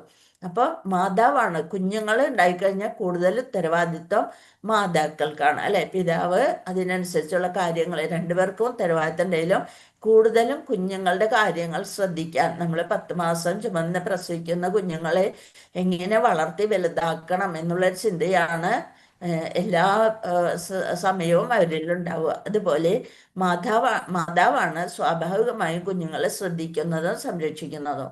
മാതാവിനാൽ ഉപേക്ഷിക്കപ്പെട്ട് വനത്തിൽ അലഞ്ഞു നടക്കുകയായിരുന്നിട്ടും തന്നെ കടുവ പോലുള്ള ക്രൂരമൃഗങ്ങൾ പിടിച്ചു തിന്നില്ലെന്ന് ഒരു ബാലകന്റെ രൂപത്തിൽ വേഷപ്രച്ഛന്നനായിട്ടുള്ള യമരാജൻ നേരത്തെ പറഞ്ഞു അല്ലെ. നേരത്തെ നമ്മ ഭാവാർത്ഥത്തിലൂടെ പറഞ്ഞതാണ്.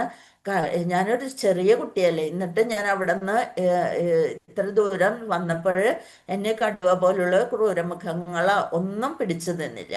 അപ്പൊ ബാലകർക്കും എന്താണ്, ഭഗവാൻ സംരക്ഷണമുണ്ടെങ്കിൽ പേടിക്കേണ്ട കാര്യമില്ല എന്ന് യമരാജാവ് വീണ്ടും പറയാണ്.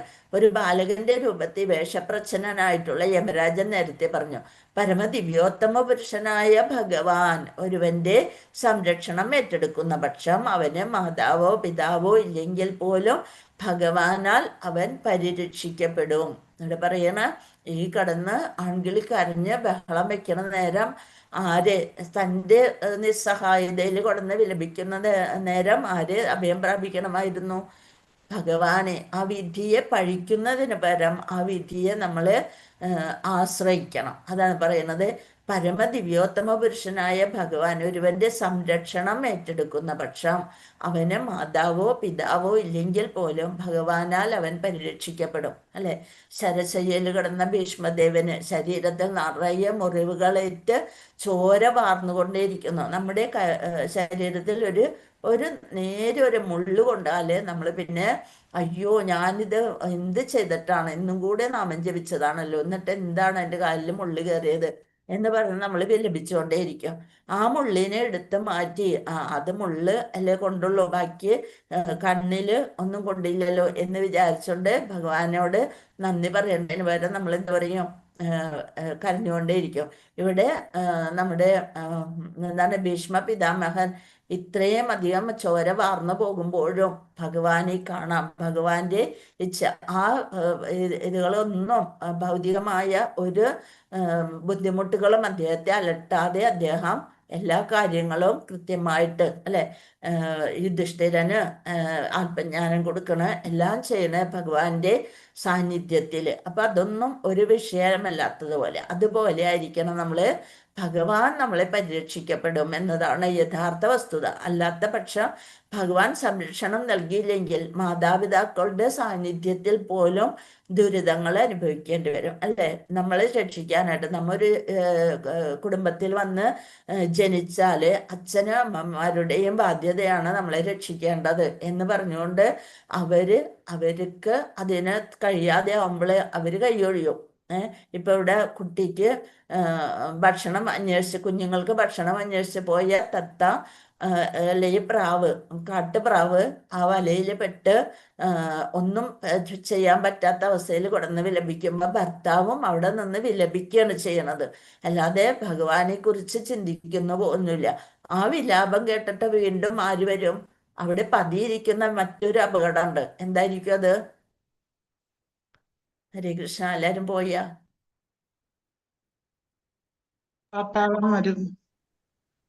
ഹരേഷ മാതാജി കേട്ടില്ല. കാട്ടാളന്മാർ അമ്പയ്യം വരും. ആ വല വിരിച്ചോണ്ടിരിക്കുന്ന വേറൊരാളുണ്ടല്ലേ, അതിന്റെ ഇണപ്പക്ഷിയെ പിടിച്ചിട്ടുള്ളൂ.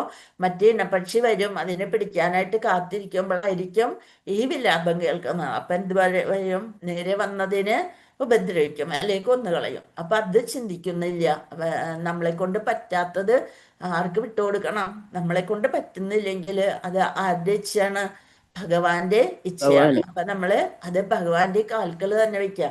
കണ്ണ എന്നെ കൊണ്ട് പറ്റില്ല, തയ്യഞ്ഞ് ഒന്നും എന്നെ കൊണ്ട് പറ്റില്ല. അപ്പൊ നമ്മൾ എന്ത് ചെയ്യണം?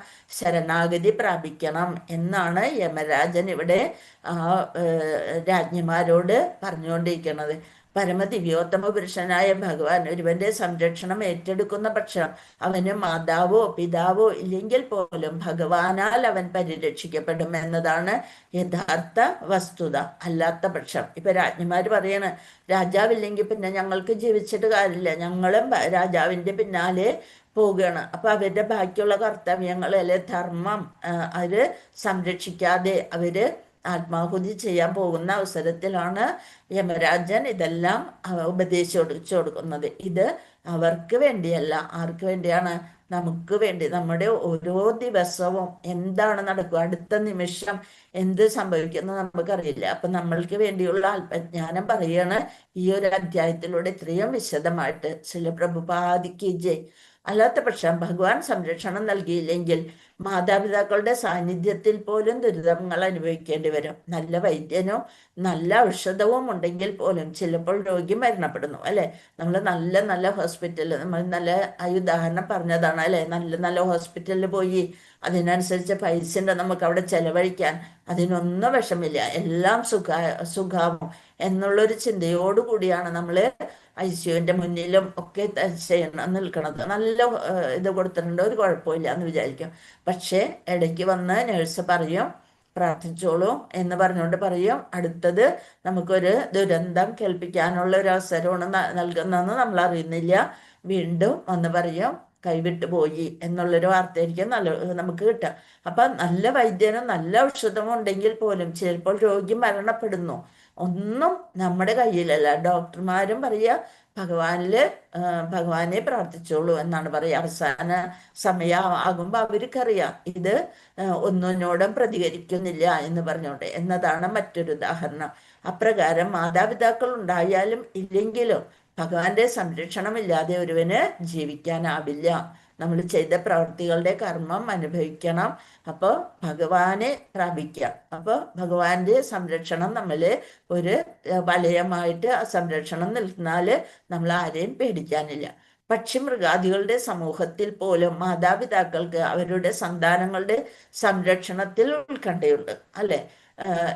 നമ്മൾ കണ്ടിട്ടുണ്ട് ആമ പുറമെ മുട്ടിട്ടും എന്നിട്ട് കടലിൽ പോയിരുന്നവ പ്രാർത്ഥിക്കും അല്ലെ. കടൽക്കരയിൽ മുട്ടയിട്ട് അത് വിരിയാൻ വേണ്ടിയിട്ട് ഭഗവാനോട് പ്രാർത്ഥിച്ചുകൊണ്ടാണ് അവ കഴിച്ചു കൂട്ടുക. അതേപോലെ പക്ഷികളായാലും ഒക്കെ അത് വിരിയാനും കുഞ്ഞുങ്ങളെ ഭഗവാനിൽ ഏൽപ്പിച്ചുകൊണ്ടായിരിക്കണം അവ പുറത്തു പോവുക. പക്ഷി മൃഗാദികളുടെ സമൂഹത്തിൽ പോലും മാതാപിതാക്കൾക്ക് അവരുടെ സന്താനങ്ങളുടെ സംരക്ഷണത്തിൽ ഉത്കണ്ഠയുണ്ട് എന്നതാണ് മറ്റൊരു കാര്യം. മനുഷ്യ സമൂഹത്തെ പറ്റി എടുത്തു പറയേണ്ടതില്ല. നമ്മൾ അറ്റുനോറ്റ ഒരു കുട്ടി ഉണ്ടാവുമ്പോൾ അത്രയും ശ്രദ്ധയോടുകൂടിയാണ് നമ്മൾ അതിനെ പരിപാലിക്കുക. എന്നാൽ കലിയുഗത്തിൽ ഗർഭത്തിൽ വെച്ച് കുട്ടിക്ക് ജീവനില്ലെന്ന അവരുടെ ശാസ്ത്രജ്ഞാനത്തിന്റെ വാദത്തിൽ, അതായത് ശാസ്ത്രം വളരെയധികം പുരോഗമിച്ചു. അവർ പറയണ ഗർഭത്തിൽ വെച്ച് കുട്ടിക്ക് ജീവനില്ല, ഒരു മാംസപിണ്ഡമാണ് എന്നവരുടെ വാദത്തില് കുട്ടികളെ ഗർഭത്തിൽ വെച്ച് പോലും കൊല്ലുന്ന തരത്തിലേക്ക് മാതാപിതാക്കൾ അധപ്പതിച്ചിരിക്കുന്നു. അറിവില്ലായ്മ കൊണ്ട് അങ്ങനെ ചെയ്ത പലരും ഉണ്ടാവും അല്ലെ. കുട്ടികളെ ഗർഭത്തിൽ വെച്ച് പോലും കൊല്ലുന്ന, അതായത് ഈ കുട്ടി ഈ മാംസപിണ്ഡത്തെ ആവശ്യമില്ല എന്ന് വിചാരിച്ചുകൊണ്ട് അധപ്പതിച്ചിരിക്കുന്നു. അത്രയും അധപ്പതിച്ചിരിക്കുന്നു. ഗർഭപാത്രത്തിൽ വെച്ച് കുട്ടിക്ക് ജീവനില്ലെന്ന് അഭിപ്രായപ്പെടുന്നത് വലിയ ബഹുമതിയുള്ള ഡോക്ടർമാരാണ്. അവർക്ക് കുറെ ബഹുമതികളെ അല്ലെങ്കിൽ കുറെ ഡിഗ്രി അവരുടെ നാമത്തിന് പിന്നിലെ കുറെ ഡിഗ്രികളൊക്കെ ഉണ്ടാവും. അതാണ് ബഹുമതികൾ എല്ലാം ഉണ്ടാവുന്ന ഡോക്ടർമാരാണ് ഇങ്ങനെ പറയുന്നത്. അതുകൊണ്ട് ഇക്കാലത്തെ മാതാപിതാക്കൾ കുട്ടികളെ ഗർഭത്തിൽ വെച്ച് കൊല്ലാൻ പഠിക്കുന്നില്ല. നമ്മൾക്ക് ശരിയായ അവബോധം നമ്മൾക്ക് പകർന്നു തരാനും പാടില്ല. ഡോക്ടർമാര് അതിന് പ്രോത്സാഹിപ്പിക്കുകയും ചെയ്യുമ്പോൾ നമ്മൾ അജ്ഞരായിട്ട് അതെല്ലാം ഇല്ലാതാക്കാൻ ശ്രമിക്കുന്നു. കുട്ടികളെ കൊല്ലാൻ മടിക്കുന്നില്ല. മനുഷ്യ സമൂഹം എത്ര തരം താഴ്ന്നിരിക്കുന്നു. അവരുടെ ഭൗതിക ശാസ്ത്രജ്ഞാനം അത്രയ്ക്ക് വളർന്നതിനാൽ മുട്ടയ്ക്കുള്ളിലും ഭ്രൂണത്തിനുള്ളിലും ജീവനില്ലെന്ന് അവർ ചിന്തിക്കുന്നു അല്ലെ. നമ്മളെപ്പോഴും പറയും കോഴിമുട്ട എപ്പോഴും നോൺ വെജ് അല്ലല്ലോ, വെജ് അല്ലേ എന്ന് പറഞ്ഞുകൊണ്ട് നമ്മൾ അങ്ങനെ വിചാരിക്കുക. പക്ഷെ അത് ഒരു ജീവന്റെ കണികയാണ്. അതിനുള്ളിൽ ഒരു ജീവൻ സ്ഥിതി ചെയ്യുന്നു. മുട്ടയ്ക്കുള്ളിലും ഭ്രൂണത്തിനുള്ളിലും പിതാവിന്റെ കോശവും മാതാവിന്റെ ഇതും കൂടി ചേർന്നുണ്ടാകുന്ന ഭ്രൂണത്തിനുള്ളിൽ അപ്പൊ അവിടെ ജീവൻ വരികയാണ് ചെയ്യുന്നത്. ആ ജീവൻ ഇല്ലെന്ന് അവര് വെറുതെ ചിന്തിക്കുകയാണ് ചെയ്യുന്നത്. എന്ത് ഭൗതിക ശാസ്ത്രജ്ഞരെന്ന് വിളിക്കപ്പെടുന്ന ഈ കൂട്ടരുടെ രാസപരിണാമ സിദ്ധാന്തത്തിന് നോബൽ സമ്മാനവും ലഭിക്കുന്നു. അങ്ങനെ അവര് ഇതെല്ലാം കൊണ്ട് ഭൗതിക ലോകത്തിൽ അവർക്ക് അതിന് സമ്മാനവും ലഭിക്കുന്നു. എന്നാൽ രാസപരിണാമമാണ് ജീവന്റെ ഉറവിടമെങ്കിൽ ഈ ശാസ്ത്രജ്ഞർ എന്തുകൊണ്ട് രസതന്ത്രത്തിലൂടെ ഒരു കോഴിമുട്ട ഉൽപ്പാദിപ്പിച്ച് ഇൻക്യുബേറ്ററിൽ വെച്ച് കോഴിക്കുഞ്ഞിനെ വിരിച്ചെടുക്കുന്നില്ല? എന്തുകൊണ്ടാണ് അവര് രസതന്ത്രത്തിലൂടെ ഒരു കോഴിമുട്ടയൊക്കെ ഉണ്ടാക്കി അതിനകത്ത് ജീവൻ പകർന്ന് ഒരു കോഴിക്കുഞ്ഞിനെ വിരിച്ചെടുക്കുന്നില്ല? ആ ജീവൻ എന്തുകൊണ്ട് അവർക്ക് പകരാൻ സാധിക്കുന്നില്ല എന്നാണ് ചോദിക്കുന്നത്. ഇപ്പൊ നമ്മള് പറയണ എല്ലാം നമ്മൾക്ക് ചെയ്യാൻ പറ്റും അല്ലെ. ജലം ഉണ്ടാക്കാൻ പറ്റും. ജലത്തിന്റെ ഘടകങ്ങൾ ഇത്രയാണെന്ന് ഇന്നതാണെന്ന് നമ്മൾക്കറിയാം. ഹൈഡ്രജനും ഓക്സിജനും, 2 ആറ്റം ഹൈഡ്രജനും 1 ആറ്റം ഓക്സിജനും ചേർന്ന് H2O ഉണ്ടാകുന്നു. അതെല്ലാം നമുക്കറിയാം. അതിന്റെ ജലത്തിന്റെ ഘടകങ്ങൾ നമ്മൾ ഇതിലൂടെ പഠിച്ച് കഴിഞ്ഞു. പക്ഷേ കുറച്ച് ഒരു തടാകം നിറയെ ജലമുണ്ടാക്കി കഴിഞ്ഞാൽ മഴയില്ലെങ്കിലും കുഴപ്പമില്ല, നമ്മൾക്ക് ഇഷ്ടം പോലെ ജലം ഉണ്ടാക്കാം എന്ന് വിചാരിച്ചുകൊണ്ട് നമ്മൾക്ക് അത് ഉണ്ടാക്കാൻ സാധിക്കുമോ? അത് വളരെ കുറച്ച് ഒരു ബോട്ടിൽ അല്ലെന്നുണ്ടെങ്കിൽ എങ്ങനെ എന്തെങ്കിലും കുറച്ച് ഉണ്ടാക്കാൻ മാത്രമേ നമുക്ക് സാധിക്കുള്ളൂ. ഇത്ര സാഗരം മുഴുവൻ ഭഗവാൻ തന്നിരിക്കുകയാണ് അല്ലെ നമ്മൾക്ക് വേണ്ടിയിട്ട്. അതിൽ നിന്ന് എന്തുകൊണ്ട് ഒന്ന് ആലോചിച്ച് നോക്കിയേ.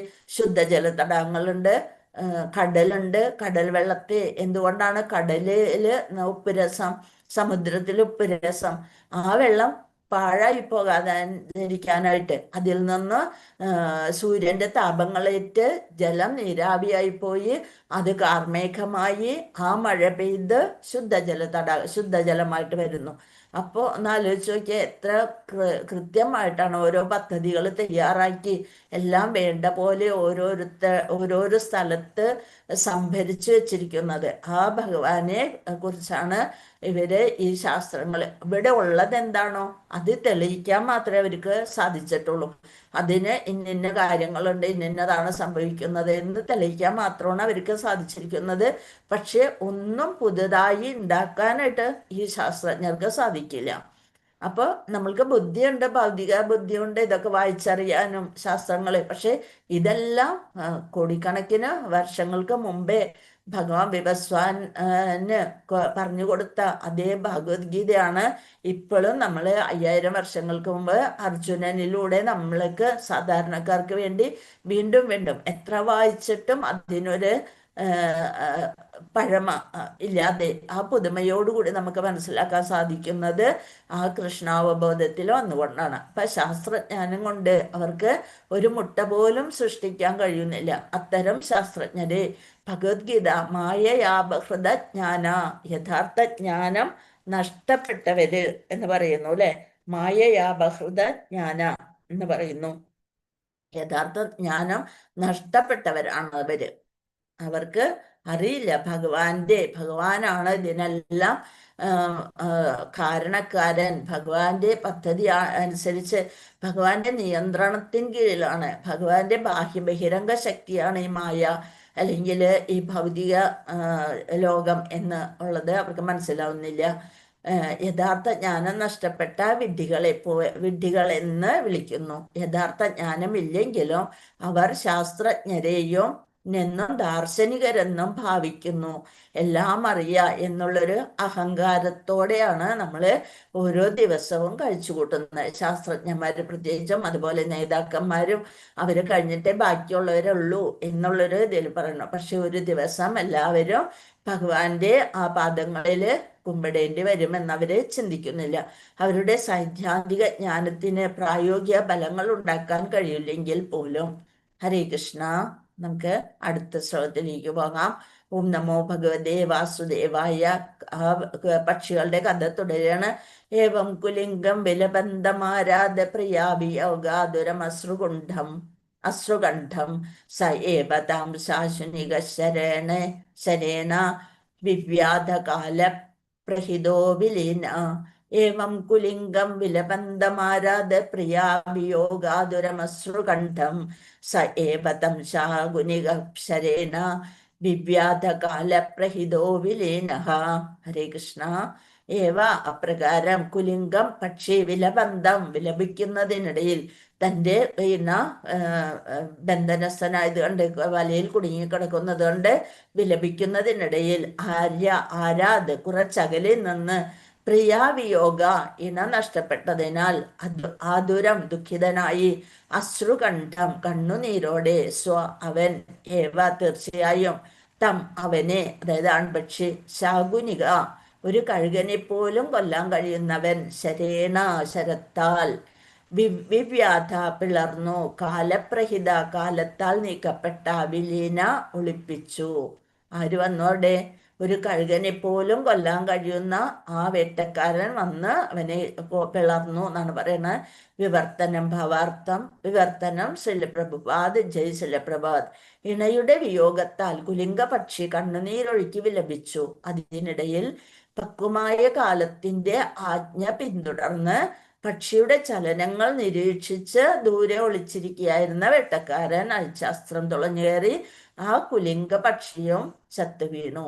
എന്നാലോചിച്ച് നോക്കിയേ, നമ്മള് ഒന്നും ചിന്തിക്കാതെ നമ്മളെക്കാൾ വലിയൊരു ശക്തി ഉണ്ട്, ഇതെല്ലാം നിയന്ത്രിക്കുന്നത് ആ പരമശക്തിയാണെന്ന് അറിയാതെ നമ്മളുടെ ശക്തിയിൽ മാത്രം ഒതുങ്ങി എന്നെ കൊണ്ട് ശക്തിയില്ലല്ലോ, എന്തൊരു കഷ്ടമാണ് എന്ന് പറഞ്ഞുകൊണ്ട് ആ കുലിംഗ പക്ഷി കടന്ന് കണ്ണീരൊഴുക്കിക്കൊണ്ടിരുന്നപ്പോൾ, അതേസമയം ഇനി എൻ്റെ ധർമ്മമാണ് എൻ്റെ കുട്ടികളെ സംരക്ഷിക്കേണ്ടത്, അവൾക്ക് ഇതിൽ നിന്ന് രക്ഷപ്പെടാനുള്ള യോഗ്യത അല്ലെന്നുണ്ടെങ്കിൽ അതിനുള്ള ഭഗവാൻ അവൾക്ക് ശക്തി കൊടുക്കുകയാണെങ്കിൽ അവൾ അതിൽ നിന്ന് രക്ഷപ്പെട്ടു വരട്ടെ, എനിക്ക് എൻ്റെ ധർമ്മം പരിപാലിക്കണം എന്ന് വിചാരിച്ച് ആ കൂട്ടിനുള്ളിൽ തന്നെ കാത്തിരിക്കുന്ന, മാതാപിതാക്കളെ കാത്തിരിക്കുന്ന ആ കുട്ടികളുടെ അടുത്തേക്ക് പോകാനുള്ള ഒരു മാനസികാവസ്ഥയിലായിരുന്നു ആ കുലിംഗ പക്ഷിയെങ്കിൽ എന്താണ്, അയ്യൊരു ദാരുണ അന്ത്യം അവിടെ ഉണ്ടാവില്ല. അതായത് ഭഗവാനിൽ വിശ്വസിക്കാനായിട്ട് നമ്മളെയാണ് ഇത് മനസ്സിലാക്കി തരുന്നത്. നമ്മൾ എന്ത് ചെയ്യണം? മറ്റുള്ളവരെ കുറിച്ച് വിലപിക്കണം, പക്ഷേ അതിൽ തന്നെ നമ്മൾ ആണ്ടുപോവരുത്. അതാണ് ഇവിടെ പറഞ്ഞു കഴിയുന്നത്. ഇണയുടെ വിയോഗത്താൽ കുലിംഗ പക്ഷി കണ്ണുനീരൊഴുക്കി വിലപിച്ചു. അതിനിടയിൽ, ഈ വിലാപത്തിനിടയിൽ പക്വമായ കാലത്തിന്റെ ആജ്ഞ, പക്വമായ കാലം അതായത് ഈ പക്ഷിയുടെയും കാലൻ തൊട്ടടുത്തുണ്ട് എന്ന് ആ പക്ഷി അറിയുന്നില്ല. നമ്മളെപ്പോഴും വിചാരിക്കുമല്ലേ, ഒരു മരണ വീട്ടിൽ ചെന്നാല് അയ്യോ എന്ന് പറയും, പക്ഷെ തൊട്ടടുത്ത് നമ്മൾക്കും അത് സംഭവിക്കും എന്ന് നമ്മൾ ചിന്തിക്കുന്നില്ല. അതാണ് പറയുന്നത്, പക്വമായ കാലം. എപ്പോഴാണോ പാകത വരുന്നത് ആ കാലത്തിന്റെ ആജ്ഞ നമ്മളെയും പിന്തുടർന്നുകൊണ്ടിരിക്കുകയാണ് എന്ന് നമ്മൾ ചിന്തിക്കുന്നില്ല. നമ്മൾ എന്താ വിചാരിക്കണത്? അവരും മരിച്ചു, വയ്യാണ്ട് കിടക്കുന്നു, കുറെ നാളായി, അല്ലെന്നുണ്ടെങ്കിൽ അവന്റെ യോഗ അതായിരിക്കും എന്ന് പറഞ്ഞുകൊണ്ട് നമ്മൾ ഒരു നിസ്സംഗതയോടെ വന്ന് വീണ്ടും നമ്മൾ നമ്മുടെ കർമ്മം എന്താണോ ചെയ്തിരുന്നത് അതിൽ ഇങ്ങനെ പോകും. അത് ആണ് എന്താണ്, അവിടെ വെച്ച് നമുക്ക് തോന്നും ഇങ്ങനെയൊന്നും ശ്മശാന വൈരാഗ്യം എന്ന് പറയും അല്ലെ. അവിടെ വെച്ച് നമ്മൾ വിചാരിക്കും ഇതൊന്നും നടക്കില്ല എന്ന് വിചാരിക്കും അല്ലെ. പക്ഷെ നമ്മൾ കുറച്ചും കൂടി നന്നായിട്ട് ചെയ്യണം എന്നൊക്കെ വിചാരിക്കും. പക്ഷെ വീട്ടിൽ വന്ന് ഒരു കുളിയും ഇതൊക്കെ കഴിയുമ്പോഴത്തേന് നമ്മൾ വിചാരിക്കും ഇത് അവന്റെ കാലം അങ്ങനെയായിരിക്കും, അത് കഴിഞ്ഞു എന്ന് പറഞ്ഞുകൊണ്ട് നമ്മൾ വീണ്ടും മറ്റ് കാര്യങ്ങളിലേക്ക് പോകും. 50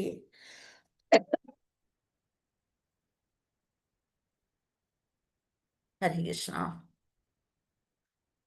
വിലപിച്ചു. പക്വമായ കാലത്തിന്റെ ആജ്ഞ പിന്തുടർന്ന് പക്ഷിയുടെ ചലനങ്ങൾ നിരീക്ഷിച്ചുകൊണ്ട്, കാലം നമ്മുടെ പിന്നാലെ ഉണ്ടെന്ന് നമ്മള് അറിയുന്നതേ ഇല്ല. വീണ്ടും വന്ന് ഭക്ഷണം കഴിക്കുന്നു, ചെയ്യുന്നു, പ്രവൃത്തികളിൽ ഏർപ്പെടുന്നു, അങ്ങനെ. അപ്പൊ വേട്ടക്കാരൻ അയച്ച അസ്ത്രം തുളഞ്ഞു കയറി ആ കുലിംഗ പക്ഷിയും ചത്തു വീണു. ഹരേ കൃഷ്ണ. വാഞ്ചാകൽപതരുഭ്യശ്ച കൃപാസിന്ധുഭ്യവച പതിതാനാം പാവനേഭ്യോ വൈഷ്ണവേഭ്യോ നമോ നമഃ. അനന്തകോടി വൈഷ്ണവ ഭക്തവൃന്ദി കി ജയ്. ശ്രീല പ്രഭുപാദ് കി ജയ്. പ്രമാനന്ദേ. ഹരിഹരി ബോൾ. അപ്പൊ നമ്മൾ എന്താണ് പറയണേ? മരണം എപ്പോ വേണമെങ്കിലും പതിയിരുന്ന് നമ്മളെ ആക്രമിക്കാം. നമ്മൾ അതിനനുസരിച്ച് ഭഗവാനില് ശരണാഗതി പ്രാപിക്കണം എന്നുള്ളൊരു സന്ദേശമാണ് ഈ ഒരു ഇതിലൂടെ ശ്രീല പ്രഭുപാദര് നമുക്ക് നന്നായി വിവരിച്ചു തന്നത്. ഹരേ കൃഷ്ണ കൃഷ്ണ കൃഷ്ണ ഹരേ ഹരേ, ഹരേ രാമ രാമ രാമ ഹരേ ഹരേ. ഹരേ കൃഷ്ണ.